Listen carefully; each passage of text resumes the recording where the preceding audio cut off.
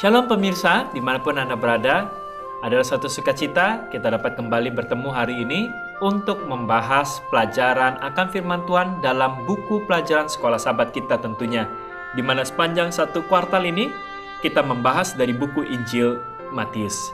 Tentunya hari ini kita akan kembali menggali apa yang ingin Matius coba sampaikan di dalam Injil Matius tersebut untuk memberikan gambaran kepada kita mengenai pribadi Yesus dan respon orang-orang yang berada di sekitarnya terhadap pekabaran-pekabaran yang disampaikan oleh Yesus. Untuk itu, sebelum kita memulai pelajaran kita, jikalau ada anggota di dalam rumah tangga kita yang saat ini hadir bersama-sama, biarkanlah mereka hadir juga untuk menggali kebenaran pada kesempatan ini. Dan jangan lupa, siapkan Alkitab berada di dekat kita, sehingga kita dapat membaca juga secara pribadi ayat-ayat yang kita akan bahas pada pertemuan kita kali ini. Judul pelajarannya adalah Usaha yang Sia-sia. Dalam sepanjang sejarah dunia, manusia selalu terlibat di dalam peperangan. Sesuatu dalam sifat alamiah manusia seringkali menyebabkan manusia itu untuk berbeda dengan suatu kelompok yang lain, sehingga ia ingin merampok atau menjarah, bahkan membunuh orang-orang dari kelompok yang lain yang tidak sama dengan apa yang mereka pahami. Itulah sebabnya dalam sebuah buku mengenai ayahnya, seorang filsuf Inggris bernama Bertrand Russell, dia mengatakan Catherine Tate menulis tentang kekhawatiran ayahnya pada pecahnya Perang Dunia yang pertama sehubungan dengan kesenangannya jalan-jalan. Inggris dihubungkan dengan kemungkinan perang dengan Jerman. Dia telah dibesarkan dengan keyakinan kemajuan otomatis dari Victoria yang optimis, dengan keyakinan bahwa seluruh dunia pada waktu yang tepat akan mengikuti arah kebijakan Inggris dari kebrutalan kuno kepada peradaban pemerintahan yang mandiri dan tentu yang beradab. Kemudian, dengan tiba-tiba, ia menemukan rekan terkasihnya sendiri yang sedang berdansa di jalan, mengalami pembantaian dalam sejumlah besar sesama manusia yang kebetulan pada saat itu berbicara bahasa Jerman. Dalam sebuah buku, My Father Bertrand Russell, 1997, yang dituliskan dengan Thomas, halaman 45. Tentu dia sangat kecewa dengan mengharapkan adanya suatu peradaban yang lebih baik, tetapi dia malah menemukan suatu keadaan yang tragis sehingga kekasihnya mengalami kematian dalam sebuah peristiwa pembantaian. Bagaikan pemikiran yang sama ini banyak juga di sepanjang sejarah kepada hampir semua orang. Kita melihat realitas sifat alami manusia yang telah jatuh dalam salah satu bentuk yang paling penting dan tragis. Sekarang, sebagian besar peperangan manusia juga tidak ada yang terlebih dahulu telah mengetahui hasilnya. Banyak orang yang pergi berperang tanpa mengetahui jika mereka akan berada pada pihak yang menang atau yang kalah. Inilah suatu keadaan di tengah-tengah kehidupan kita saat ini, baik peperangan secara nyata ataupun peperangan-peperangan kecil yang kita alami hari demi hari.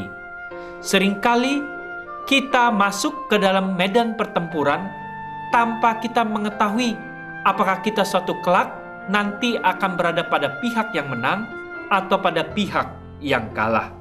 Tentu ini adalah suatu hal yang penting, tetapi ini juga merupakan suatu hal yang tragis dalam kehidupan saat ini. Dalam cara pandang perang, alam semesta kita memiliki suatu keuntungan yang besar. Kita tahu sebenarnya pihak mana yang telah menang di dalam peperangan antara kebenaran dengan kejahatan. Dalam hal ini, sebenarnya kita mengerti akan sejarah mengenai catatan kebenaran yang dituliskan dalam Alkitab ini, bahwa kebenaran melalui pihak Kristus telah memberikan suatu catatan sejarah bahkan nubuatan yang ke depan. Sejarah itu adalah hal yang di belakang, nubuatan adalah hal yang di depan. Untuk kita dapat memahami bahwa Kristus sebenarnya telah memenangkan untuk peristiwa dalam peperangan antara kebaikan dan kejahatan ini. Kristus sebenarnya telah meraih kemenangan yang menentukan, dan itu pun diberikan juga aksesnya kepada kita. Setelah salib, tidak ada sebenarnya pertanyaan lagi mengenai siapa pemenang dan siapa yang dapat berbagi hasil dari kemenangan itu. Pergerakan setan benar-benar adalah pergerakan yang sebenarnya telah kalah. Untuk seluruh jagat raya ini, dan malaikat-malaikat ada 2/3 yang tentunya tidak memilih untuk mengikuti daripada pimpinan Lucifer. Mereka telah melihat dengan jelas dan mereka telah mengambil pihak sebenarnya. Tentu satu-satunya daerah yang masih mengalami medan pertempuran saat ini hanyalah bumi kita ini. Dunia ini di mana kita tinggal merupakan satu-satunya daerah yang masih untuk terus di antara kedua belah pihak itu melakukan peperangan secara pemikiran ataupun pilih-pilihan di dalam kehidupan kita hari demi hari ini. Tetapi tentu dalam catatan sejarah kita dapat melihat kita memilih yang mana, karena Tuhan telah menuliskan bahwa Dia telah memenangkan, dan suatu pengharapan yang pasti bagi kita saat ini tentu untuk dapat memilih kepada pihak mana kita memilih di dalam pertempuran ini. Ada beberapa ayat berikut yang mengatakan kepada kita mengenai hasil daripada pertentangan besar itu. Kita dapat membacanya di dalam Ibrani 2 ayat 14. Kita sama-sama dapat membukanya. Ibrani 2 ayat 14. Di sini dikatakan, bagi kita yang sudah memperolehnya, Ibrani 2 ayat 14, kita dapat membacanya. Karena anak-anak itu adalah anak-anak dari darah dan daging, maka ia juga menjadi sama dengan mereka dan mendapat bagian dalam keadaan mereka, supaya oleh kematian Kristus ia memusnahkan dia, yaitu iblis yang berkuasa atas maut. Dalam Ibrani 2 ayat 14 sebenarnya kita sudah dapat melihat akhir yang diberikan juga pengharapan kepada kita. Jikalau kita berada di pihak Kristus, kita akan memperoleh suatu kemenangan yang pasti, dan maut tidak akan mengikat kita, yaitu adalah kematian yang kekal tidak menjadi bagian daripada anak-anak Kristus. Kemudian kita juga dapat membaca 1 Korintus 15. Kita dapat melihat apa yang ingin Paulus angkat dan untuk kita mengerti. 1 Korintus 15 ayat 20 sampai 27. Kita dapat membacanya dari ayat 20 sampai ayat 27. Ayat 20 mengatakan, "Tetapi yang benar ialah bahwa Kristus telah dibangkitkan dari antara orang mati, sebagai yang sulung dari orang-orang yang telah meninggal. Sebab sama seperti maut datang karena satu orang manusia, demikian juga kebangkitan orang mati datang karena satu orang manusia. Karena sama seperti semua orang mati dalam persekutuan dengan Adam, orang tua pertama kita, demikian pula semua orang akan dihidupkan kembali dalam persekutuan dengan Kristus atau Adam yang kedua. Tetapi tiap-tiap orang menurut urutannya, Kristuslah sebagai buah sulung. Sesudah itu mereka yang menjadi miliknya pada waktu kedatangannya. Kemudian tiba kesudahannya, yaitu bila mana ia menyerahkan kerajaannya kepada Allah Bapa. Sesudah ia membinasakan segala pemerintahan, kekuasaan, dan kekuatan. Karena itu, karena ia harus memegang pemerintahan sebagai raja, sampai Tuhan meletakkan semua musuhnya di bawah kaki daripada Kristus. Musuh yang terakhir yang dibinasakan ialah maut, yaitu dosa. Karena upah maut adalah dosa. Dan bapa daripada segala dosa itu adalah iblis atau Lucifer itu sendiri. Sebab segala sesuatu telah ditaklukkan Yesus di bawah kakinya. Tetapi kalau dikatakan bahwa segala sesuatu telah ditaklukkan, maka teranglah bahwa ia sendiri yang telah menaklukkan segala sesuatu di bawah kaki Kristus itu tidak termaksud di dalamnya. Melalui ayat-ayat ini, sebenarnya kita telah diberikan suatu gambaran kepastian mengenai suatu sejarah dan mengenai suatu nubuatan dalam peperangan ini antara kebaikan dan kebenaran. Kristus telah memenangkannya di kayu salib, dan inilah yang menjadikan suatu pengharapan sebetulnya dalam kehidupan kita. Tentu, setan tetap terus berusaha untuk menyibukkan kita sehingga kita kehilangan pandangan kepada Kristus. Kita kehilangan waktu untuk melihat terang kebenaran ini. Kita disibukkan dengan segala kesibukan-kesibukan kita, sehingga kita tidak lagi dapat mengingat bahwa dalam peperangan yang saat ini terjadi di tengah-tengah kehidupan kita, kita telah diberikan suatu pengharapan untuk tetap berpegang teguh dan setia kepada kebenaran, dan Tuhan hadir untuk membantu kita di dalam hal-hal yang kecil dalam kehidupan kita untuk tetap setia, berdiri teguh di dalam prinsip-prinsip kebenaran. Sebagaimana setan sebenarnya telah kalah dalam peperangannya di surga sehingga dia harus keluar daripada surga, dia juga sebenarnya telah kalah dalam peperangan di bumi ini. Walaupun dia tetap terus mengakui sebagai pemegang kuasa di bumi ini, Kristus sebenarnya telah memenangkan dan telah memberikan suatu akses dalam kematian di kayu salib kepada setiap umat manusia. Tetapi dengan kebencian dan dendam, setan masih mencari semua orang yang dapat ditelannya. Itulah yang diangkat oleh Petrus dalam 1 Petrus 5 ayat yang ke-8. Sebagaimana dia selalu berusaha seperti singa yang mengaum-ngaum hendak membinasakan umat manusia. Sekalipun kemenangan Kristus telah dicapai, pertempuran tetap masih berlangsung saat ini sampai kepada kedatangan Kristus yang kedua kali. Dan perlindungan kita satu-satunya sebenarnya adalah menempatkan pikiran kita, menempatkan diri kita, dan menempatkan tubuh kita di pihak pemenang tersebut.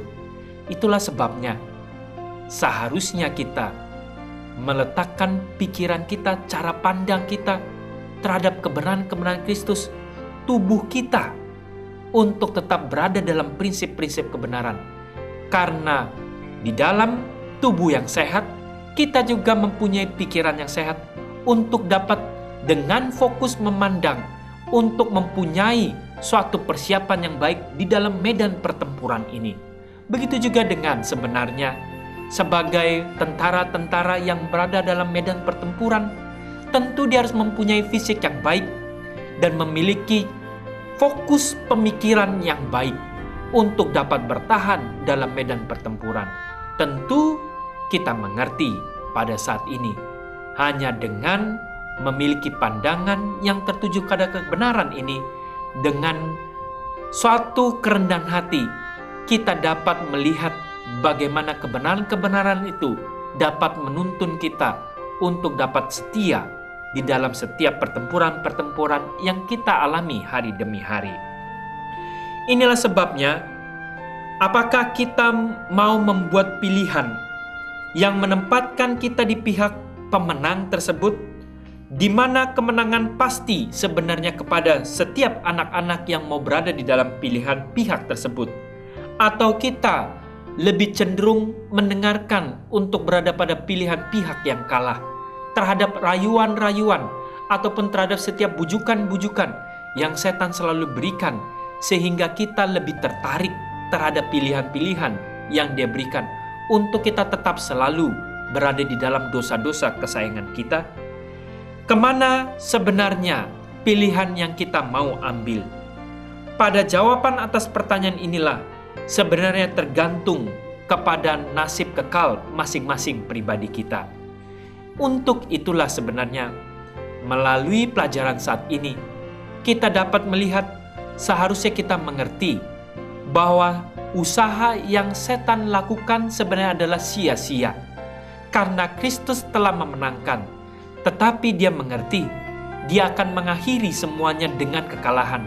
Untuk itulah dia berusaha, karena masih ada peperangan yang sedang berlangsung di dalam bumi kita yang telah jatuh ke dalam dosa ini. Untuk itulah seharusnya kita dapat melihat dengan mata rohani kita bahwa kita seharusnya di tengah kehidupan ini berada dalam pihak yang menang. Tentu seringkali kita melihat sepertinya tidak menarik untuk berjalan setia dalam kebenaran. Sepertinya jauh lebih indah orang-orang yang tidak berjalan dalam kebenaran. Kenapa kehidupan mereka sepertinya nikmat, mereka bahagia, atau bahkan mereka sepertinya tidak memiliki berbagai macam kendala. Kepada setiap pemirsa, biarkanlah kita dapat menyadarinya. Seharusnya di tengah keadaan apapun, kita seharusnya dapat merasakan kedamaian. Tentu berada dalam kebenaran Kristus bukan artinya kita mengalami penderitaan. Tuhan mengasihi anak-anaknya, dan Tuhan dapat melindungi kepada setiap anak-anaknya untuk dapat bertahan dan tetap merasakan kebahagiaan dalam keadaan yang sulit pada saat ini. Asalkan kita mau melihat, karena Kristus pun pernah hidup, dan di tengah kehidupan ini dia bergantung sepenuhnya kepada Kristus. Dia dapat berjalan dalam kehidupan dalam dunia ini yang penuh dengan kesederhanaan, tapi tetap dapat menjadi berkat kepada sahabat-sahabat dan orang-orang yang berada di dekatnya. Bagaimana juga dengan kita? Apakah kita juga mau merasakan menjadi bagian dari Kristus dengan selalu mengucap syukur dan selalu juga dapat menjadi saluran berkat melalui daripada berkat yang Tuhan miliki, sehingga kita dapat mengalirkannya kepada orang-orang yang membutuhkan di sekitar kita. Dan dengan begitu, hari demi hari kita sebenarnya dapat selalu berfokus untuk berada pada pihak yang menang. Dan biarkanlah dengan pertolongan Tuhan tentunya kita dapat terus bertumbuh dan terus dapat meminta petunjuk daripada Tuhan untuk dapat berjalan sesuai dengan kebenarannya. Kiranya Tuhan memberkati kita semuanya.